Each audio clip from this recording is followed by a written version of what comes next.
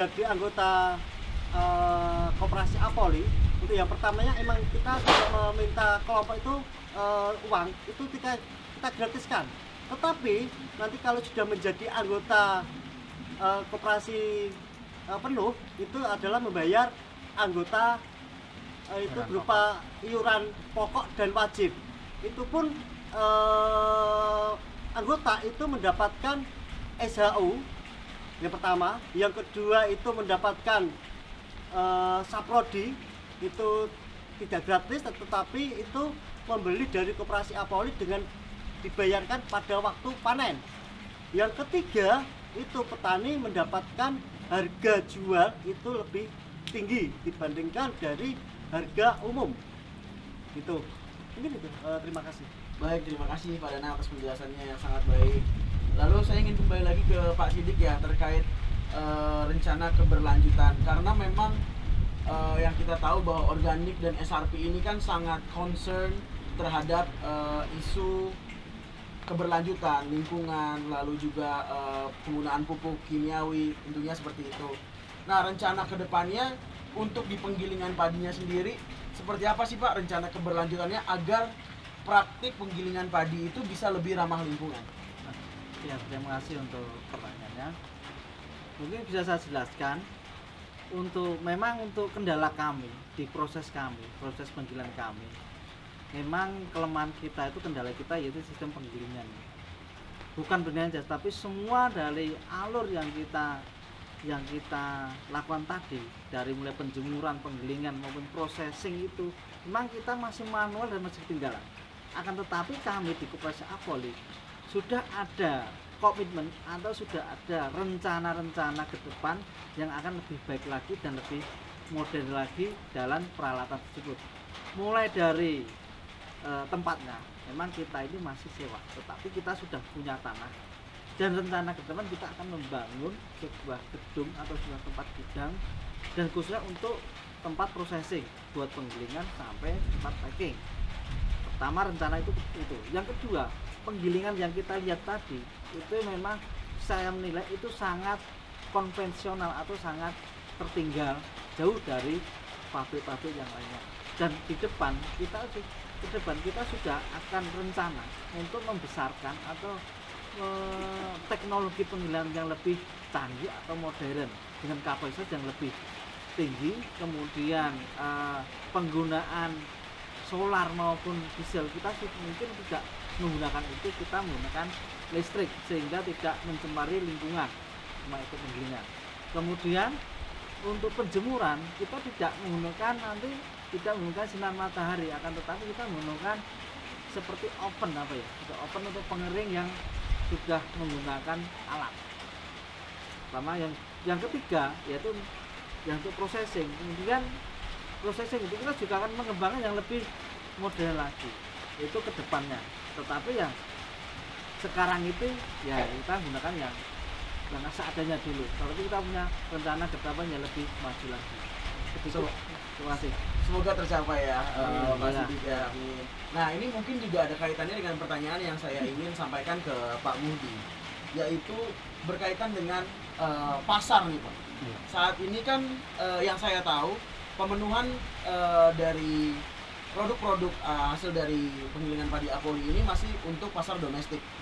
Nah, seperti apa sih seperti apa pasar domestik yang saat ini Apoli sudah tuju gitu, bagaimana menjangkaunya?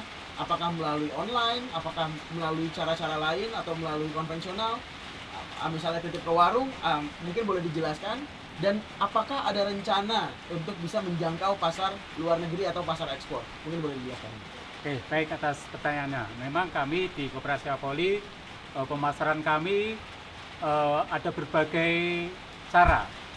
Yang pertama kita juga ada pameran, ada kunjungan langsung dengan buyer, dan kami juga di pemasaran Apoli ini juga melalui media sosial, baik itu melalui grup WA, di grup Facebook atau Instagram, baik juga untuk anak-anak muda. Ini yang sudah ada mulai pemasaran online itu juga kami merekrut anak-anak muda memasarkan produk yang kami hasilkan. Jadi produk itu tidak koperasi dari pemasar kita saja, tapi kita juga punya rekan-rekan anak muda yang menjualkan produk kita melalui media sosial yang ia miliki. Termasuk juga kita pemasaran Koperasi Apoli ini juga kita kunjungan dengan buyer. Kita istilahnya apa ya? Agar kita dengan buyer itu punya rasa komitmen, punya rasa sehati, kita juga ada kunjungan langsung ke buyer-buyer Koperasi Apoli. Selanjutnya untuk pemasaran saat ini masih skala domestik, tapi rencana kita Koperasi Apoli juga bagaimana bisa memasarkan produk itu tidak hanya di domestik, tetapi bagaimana kita juga bisa pasar luar negeri. Itu juga kami punya komitmen bersama, tentunya komitmen itu juga ditunjang dari berbagai sektor ya, terutama untuk tempat penggilingan, tempat processing itu juga harus tersentral dan sudah layak untuk kita melakukan pasar yang lebih besar. Seperti itu, Mas. Mungkin pertanyaan lanjutan sedikit ya Pak Muhdi. Iya. Apakah sudah ada mungkin misalnya seperti mengirim sampel ke pasar luar negeri, atau mungkin sebelumnya sudah pernah atau belum, mungkin boleh jelaskan ya? Kalau untuk pengiriman sampel memang pernah ya Pak, karena kami waktu itu juga ada eksportir yang datang ke kami, ke Koperasi Apoli.